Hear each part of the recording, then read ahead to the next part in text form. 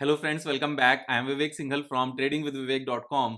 और आज एक इम्पोर्टेंट टॉपिक पर मैं बात करने वाला हूं आप सबके साथ में। क्वेश्चन आता है, विवेक भाई, जो सक्सेसफुल ट्रेडर्स हैं वो ऐसा क्या करते हैं कि वो सक्सेसफुल रहते हैं? वो किस तरीके से अपने स्टॉक्स को चूज करते हैं और किस किस बातों का ख्याल रखते हैं कि वो मिलियंस बिलियंस डॉलर्स यहाँ पर कमा लेते हैं? मीन्स करोड़, 10 करोड़, 20 करोड़, 50 करोड़, 100 करोड़, या फिर वो झुनझुनवाला जी जैसे लोग बन जाते हैं, विजय केडिया सर जैसे लोग बन जाते हैं, या फिर इस तरह से सक्सेसफुल रहते हैं कि जीरो से स्टार्ट करते हैं और टॉप तक पहुंच जाते हैं। या फिर विवेक भाई, आप भी किस तरीके से ट्रेड करते हो कि जो आपकी लर्निंग है 18 इयर्स की स्टॉक मार्केट में, उसमें से कौन से इंपॉर्टेंट पॉइंट्स हैं जो अपने फॉलोअर्स के साथ, जो एक तरह से स्टूडेंट्स हैं, अपने इस वर्चुअल नेटवर्क पर सोशल मीडिया के थ्रू उनके साथ जो शेयर करना चाहोगे? तो मैंने इनको थोड़ा सा समराइज किया सारे पॉइंट्स को, क्योंकि अगर एक एक करके अभी हम यहाँ यूट्यूब पर एक ही वीडियो में बात करने लगेंगे तो शायद बहुत ज़्यादा डिटेल्ड हो जाएगी और हम उनको याद भी नहीं रख पाएंगे। तो मैंने यहाँ पर इंपॉर्टेंट पॉइंट्स, जो सबसे इंपॉर्टेंट पॉइंट्स हैं, वो 5 पॉइंट्स, उनको एक जगह एक मैंने समराइज किया और समराइज करके आपके सामने मैं शेयर करने वाला हूं, और उसका रीजंस भी मैं सबका बताने वाला हूं, एक लॉजिकल मैनर में, एक कम टाइम में चलते हुए, जिससे हम सब उसको फॉलो कर सकें। लेकिन यहाँ जो इंपॉर्टेंट पॉइंट है वो ये कि इन पांचों पॉइंट को हमें फॉलो भी करना है और इग्नोर भी नहीं करना है। तो बाकी सारी चीजें अलग हैं, बाकी सब चीजों को हम साथ में लेकर चलते रहेंगे, लेकिन ये जो 5 पॉइंट्स हैं, इनके बिना हमारा काम नहीं चलने वाला। अगर हमें मार्केट में लाखों करोड़ों कमाने हैं, और या फिर अरबों कमाने हैं, या फिर खरबों कमाने हैं, यानी कि लाख कमाने का तरीका भी यहीं से होकर जाता है, लाख को करोड़ बनाने का तरीका भी यहीं से जाता है, करोड़ को अरब बनाने का तरीका भी यहीं से आता है, और अरब को खरब बनाने का तरीका भी यहीं से जाता है। उसके बाद की फिगर्स भी आप कर सकते हो, अगर आप एज में यंग हो और आपके अंदर जज्बा है, एंथुसियाज्म है, तो खरब के बाद नील आता है, नील के बाद पदम आता है, पदम के बाद शंख आता है, और उसके बाद में महाशंख आता है। उसके आगे भी 3-4 नंबर्स हैं, लेकिन वो जनरल लाइफ में हमारे यूज नहीं होते, इसलिए शायद हमने सुना नहीं होता। लेकिन जब मैं छोटा था तो जो हमारी टेबल थी वहाँ, जो ये सेकंड क्लास की ही बुक थी, हिंदी की बुक थी, अपनी यूपी बोर्ड से मैं पढ़ा हुआ हूँ। तो वहाँ के स्कूल में था, तो शंख तक उसमें लिखा हुआ था, महाशंख तक लिखा हुआ था, इकाई, ढाई, सैकड़ा, हजार करके। तो शंख तक की फिगर्स याद हैं। एनीवेज, यहाँ शंख तक पैसे कमाने का तरीका क्या है, या अरबों खरबों कमाने का तरीका क्या है? स्टॉक मार्केट में 5 इंपॉर्टेंट पॉइंट्स हैं, लेकिन आगे बढ़ने से पहले अगर चैनल आपने सब्सक्राइब नहीं किया है अभी तक, तो सब्सक्राइब कर लें फॉर रेगुलर अपडेट्स। एंड अगर आप मुझे ट्विटर पर फॉलो नहीं करते हैं तो ट्विटर पर भी फॉलो कर लें, नीचे मैंने अपना हैंडल दिया हुआ है, जिससे जो भी रेगुलर क्विक अपडेट्स हैं ड्यूरिंग मार्केट आवर्स, जो इंपॉर्टेंट हैं, जिसके लिए वीडियो बनाना बहुत ज्यादा लेंथी हो जाएगा, जो क्विक अपडेट्स हैं वो आप सबको मिल सकें। जब मैं कोई अगर मुझे लगता है कि ये इंपॉर्टेंट मैसेज मेरे सारे एसोसिएट्स के पास पहुंचना चाहिए, तो मैं ट्विटर पर उसको अपडेट कर देता हूं। तो आगे बढ़ते हुए, जो सबसे पहला इंपॉर्टेंट पॉइंट है, याद रखना, ये अरबों खरबों करोड़ों लाखों जो भी फिगर हमारे माइंड में स्टॉक मार्केट के लिए, सबके लिए इंपॉर्टेंट है। सबसे पहला इंपॉर्टेंट पॉइंट है कि हमें बोरोड मनी लेकर मार्केट में नहीं लगाना है। We have not to trade और invest with the borrowed money. We have never to take a loan और उस लोन को लेकर मार्केट में यूज करें, मार्केट में ट्रेडिंग करें, इन्वेस्टमेंट करें।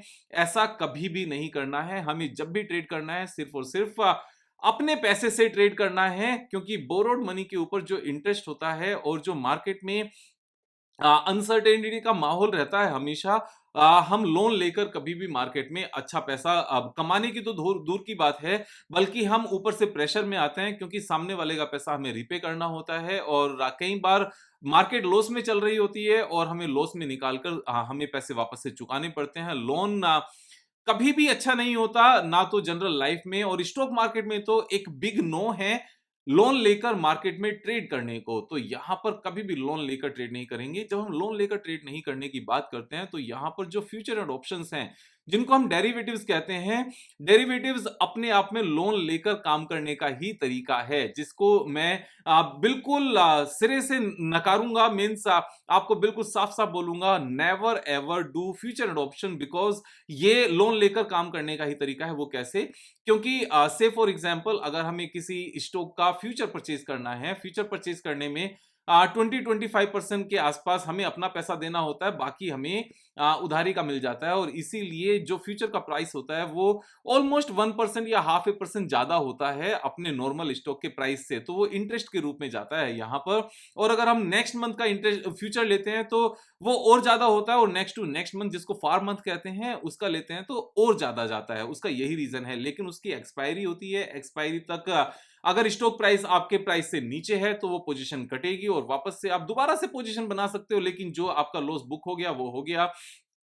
तो बोरोड मनी पर कभी काम नहीं करना। पॉइंट नंबर 2, जब अपने पैसे पर काम करना है, जब मैं जैसे मैंने बताया बोरोड मनी पर काम नहीं करना, सिर्फ अपने पैसे पर काम करना है, तो यहां पर सेकंड सबसे इंपॉर्टेंट पॉइंट है, अपना भी सिर्फ वही पैसा मार्केट में लगाना है जिसकी जरूरत आपको नेक्स्ट 3 इयर्स तक नहीं है।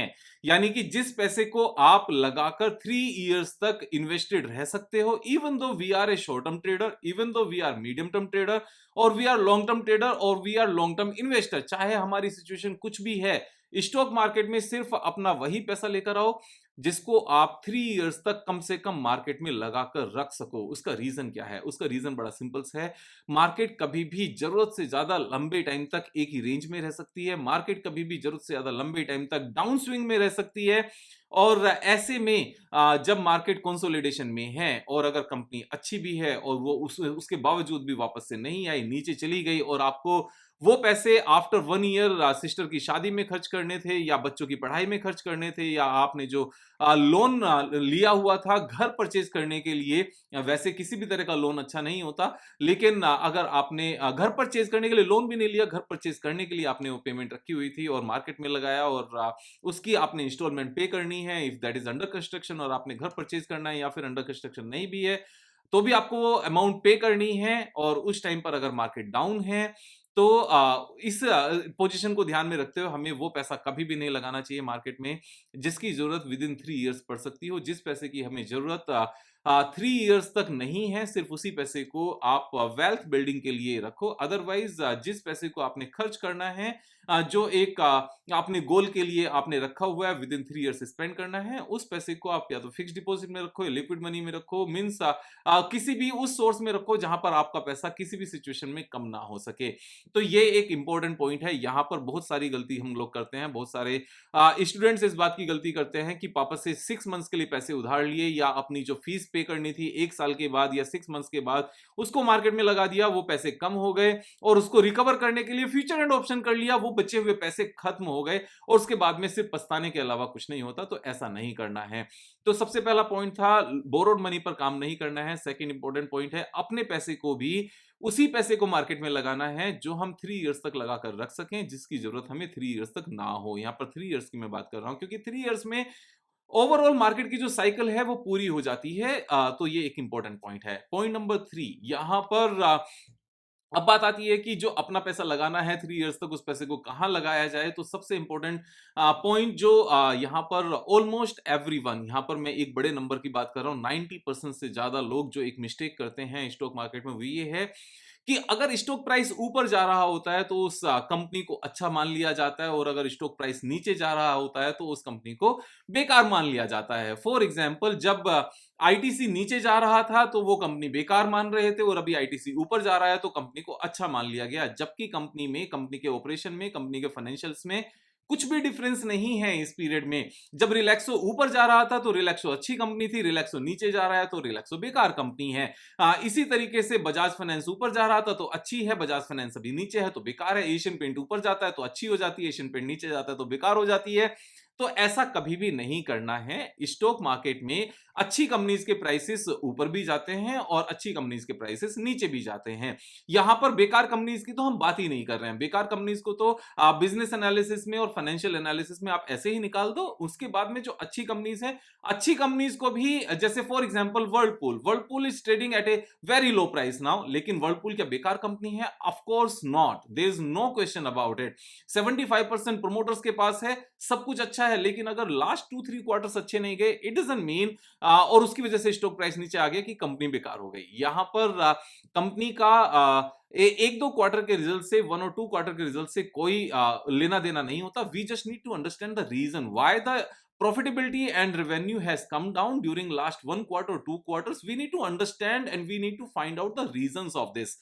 तो यहां पर स्टॉक प्राइस के ऊपर जाने से कंपनी अच्छी ज्यादा अच्छी नहीं होती और स्टॉक प्राइस के नीचे आने से कंपनी बेकार नहीं होती। ये चीज मैं बता चुका हूं, ये चीज इंपॉर्टेंट है समझने के लिए। और इसमें जो गलती हम लोग करते हैं वो यही करते हैं कि जब स्टॉक प्राइस नीचे आता है तो हम उस कंपनी को बेकार मान लेते हैं और उस स्टॉक को परचेज नहीं करते।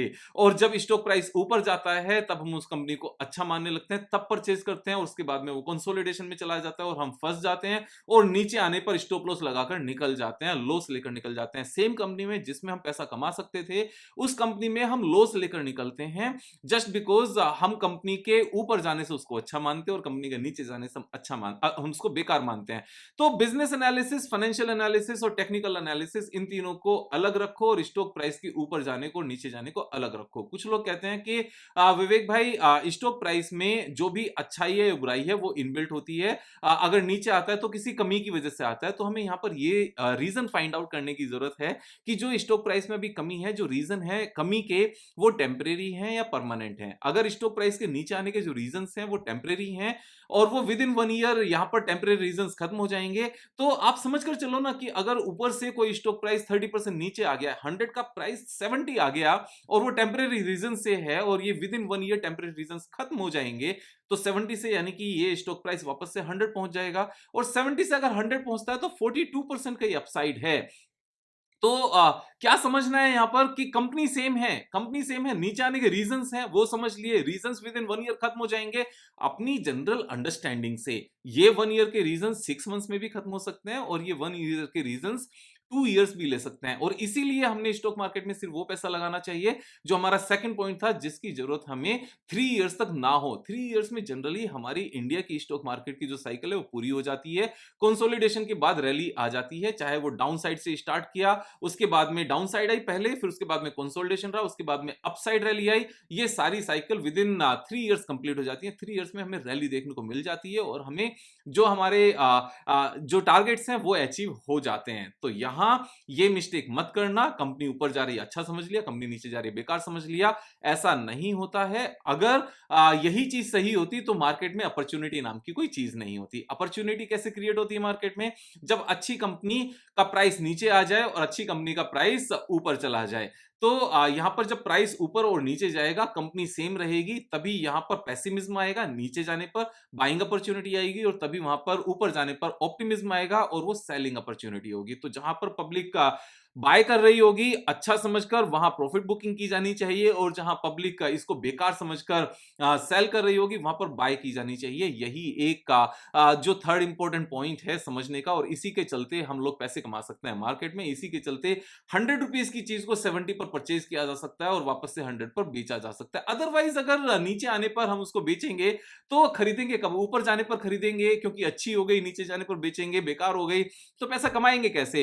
ये तो सिर्फ खोने का तरीका हुआ, इसे तो अच्छा मार्केट में काम ही ना करें। तो ये इंपॉर्टेंट पॉइंट है। पॉइंट नंबर 4, यहां पर जैसे मैंने बताया कि नीचे आने पर खरीदना है, ऊपर जाने पर बेचना है, और उसका तरीका भी मैंने बताया, नीचे क्यों प्राइस आएगा ये भी बताया, ऊपर क्यों जाएगा ये भी बताया।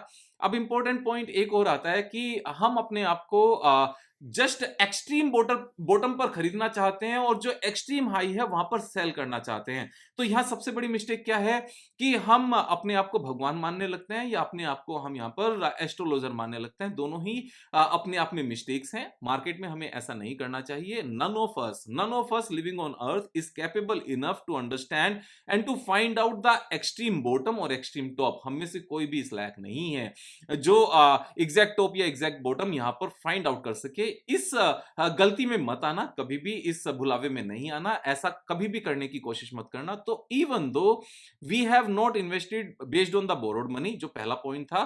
Number 2, even though we have invested the amount that we don't need in next 3 years, still जो सेकंड पॉइंट था, थर्ड पॉइंट, हमने अच्छी कंपनी फाइंड आउट की बिजनेस और फाइनेंशियल्स के बेस पर, और जब वो नीचे आया टेक्निकल के बेस पर हमने तब बाय किया। Even though we are following 3 points, अगर फोर्थ पॉइंट हमने ध्यान में नहीं रखा कि हमारे परचेज करने के बाद में स्टॉक फर्दर 20% नीचे जा सकता है, हमारे परचेज करने के बाद में स्टॉक फर्दर 30% भी डाउन जा सकता है, इसमें कोई गलत है ही नहीं। We can not find the exact bottom of any stock even though the company is good. तो यहां पर निराश होने की बिल्कुल भी जरूरत नहीं होती। ऐसा कैसे होता है विवेक भाई की अच्छी कंपनी नीचे आने के बाद में और नीचे चलेगी? हमें कैसे पता चलेगा कि उसने इस बार कितना नीचे जाना है, ऑपरेटर को कितना नीचे लेकर जाना है? तो समटाइम्स अगर एक पर्टिकुलर स्टॉक, एक पर्टिकुलर कंपनी पास्ट में जब भी नीचे आती थी, 20% नीचे आती थी, उसके बाद ऊपर चली जाती थी। हमने इस बार भी 20% नीचे आने पर वापस से उसको परचेज कर लिया, लेकिन इस बार वो 40% नीचे चली गई।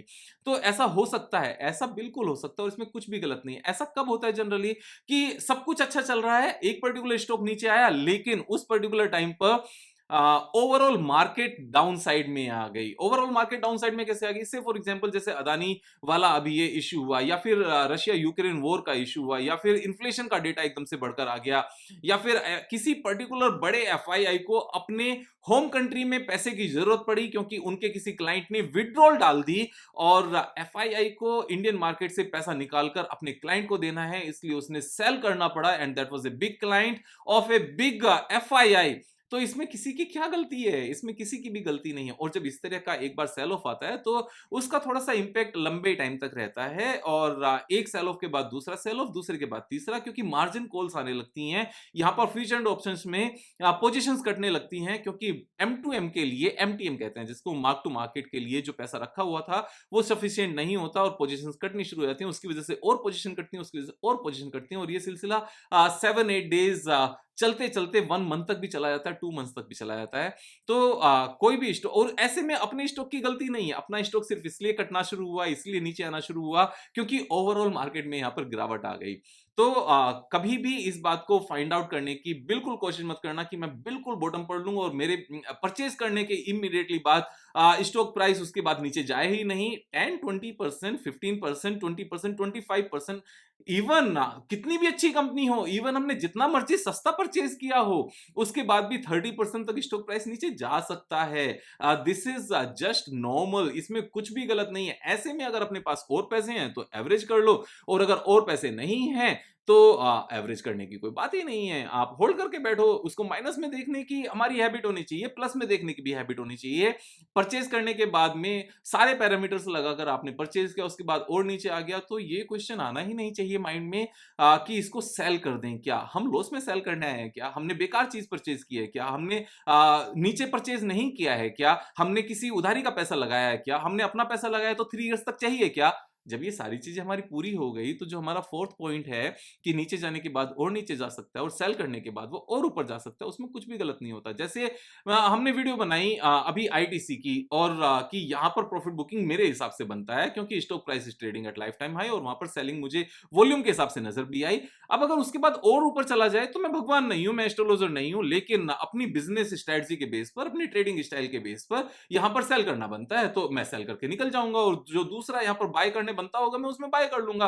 अब ऐसा जरूर हो सकता है कि जिसको सेल किया वो तो और ऊपर चला गया, और जिसको बाय किया वो और नीचे चला गया। This is absolutely okay. और जब तक हम इस बात को ओके नहीं मानेंगे और उसको मार्केट प्रैक्टिस नहीं मानेंगे, अपनी ट्रेडिंग प्रैक्टिस का पार्ट नहीं मानेंगे, तब तक यहां पर हमें हमेशा अफसोस होता रहेगा कि प्रॉफिट भी बुक किया फिर भी अफसोस है, लॉस बुक किया तो भी अफसोस है, ना प्रॉफिट बुक कर रहे हैं ना लॉस बुक कर रहे हैं तो भी अफसोस है। तो ये अफसोस जताना कहीं हमारी हैबिट तो नहीं?